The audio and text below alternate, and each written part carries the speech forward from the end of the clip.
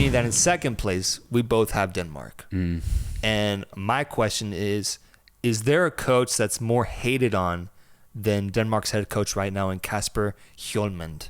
Because the things I've read about him, bro, are visceral, bro. Man, Danish people hate him. Really? They hate him. They claim that he is the biggest problem for the team. He's been there 4 years now. Doesn't seem to get the most out of the players anymore, or doesn't employ the proper tactics. And some folks even went so far as to say that they're calling him Morten Olsen 2.0. And now I look up, who the hell is Morten Olsen? And he was the coach that came before him who coached Denmark for 15 straight years, bro. He was the main guy for them for so long, but ultimately ended in a really sour relationship. People are starting to reference him, Kasper Hjulmand, as the next version of Morten Olsen. It ain't good, bro. It ain't good. What I'm hearing in terms of discourse regarding the head coach, very negative. I would compare it to probably the same negativity I see for Gareth Southgate from the English people. And it really surprised me because they made it to the semifinals of the 2020-2021 Euros, bro. And right now they're ranked number 21 on FIFA's rankings, and they topped their Euros qualifying group, which had Slovenia, Finland, and Kazakhstan in it. So I was surprised to see when I was doing all my research that Denmark folks are actually really low on this team right now because of the form that they're in, but also because of the job that the coach has been doing. I actually wrote something specifically for Denmark in my notes. Let me see here. Oh yeah. Fuck Denmark. That's all I have to say about this team, bro. Yeah, it's actually written down here. I wrote it down. I took the time to write it down because I actually agree with all the Danish people, man. This team is washed. They don't have the same vigor or excitement or energy that they once possessed. And I think that's why I hate this team, because they betrayed me. They let me down, bro.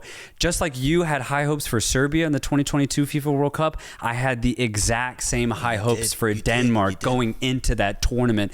But the thing is, so many other people did too. You just said they had an insane Euro campaign, and then going into that World Cup, bro, they were beating France. They were going up against Europe's best and actually dominating. The form that they were on was so ridiculously high that I couldn't ignore it, and most people couldn't either.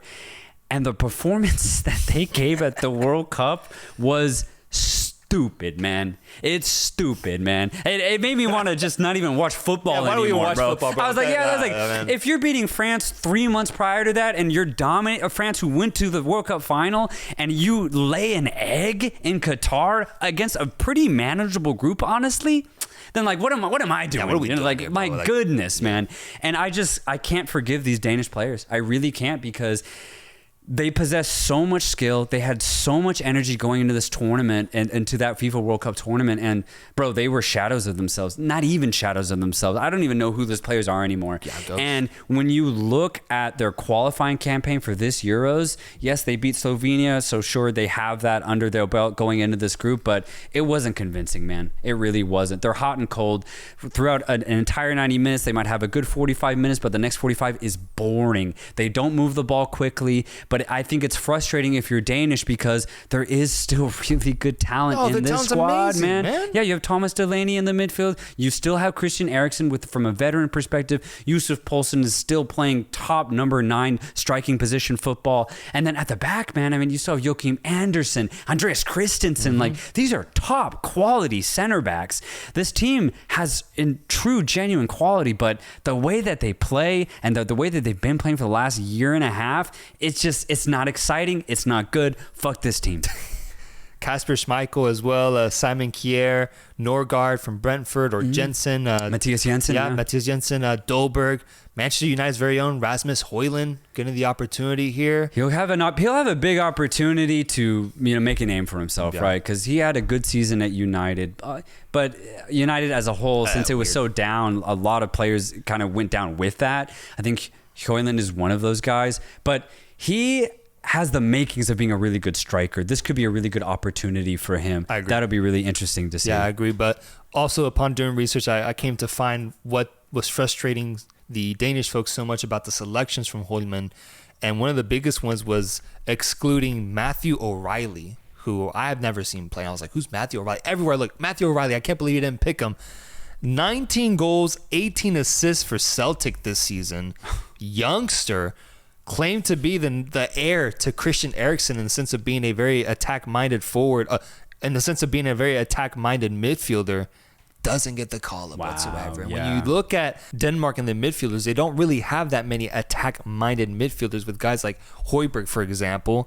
And the offensive players, I don't think they have it in them to carry that weight with Jonas Wind, Lindstrom, Darami, Dolberg, Poulsen. They don't have to go off this tournament for any success to be had.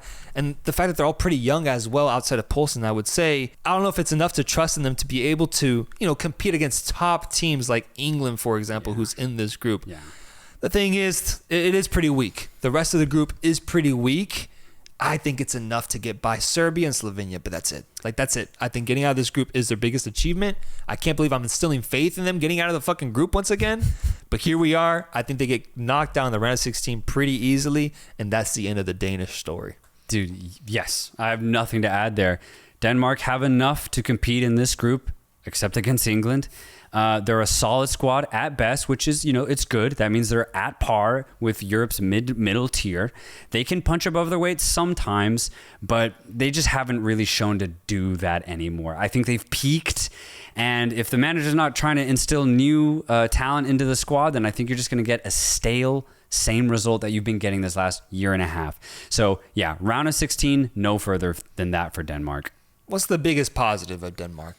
What is it? I just think it's the talent that they have. Because, again, Andersen and Christensen are truly top-quality center backs. Yes, Kasper Schmeichel, this will be his last Euros, by the way. He's getting up there in age. So this will be a really cool kind of send-off for him. I could see him trying to play his heart out in between the sticks. And then, of course, Christian Eriksen's the veteran for this team. He still plays good football. And honestly, I was never the biggest fan of Pierre-Emil Højbjerg, but what he did for Tottenham this year, pretty solid. He's very good on the defensive end of things, and I think he has become a better passer over these last couple of years in England. You have a good player in him as well, so that's the good thing about Denmark is the individual quality. I just think when you put it all together, it just doesn't really work right now. And so to round out Group C, we both have England and Denmark in first and second. Where we differ is with Serbia and Slovenia. I have Slovenia in third, Serbia in fourth. You have Serbia in third, Slovenia in fourth. Let us know in the comments, guys, where you stand on this group.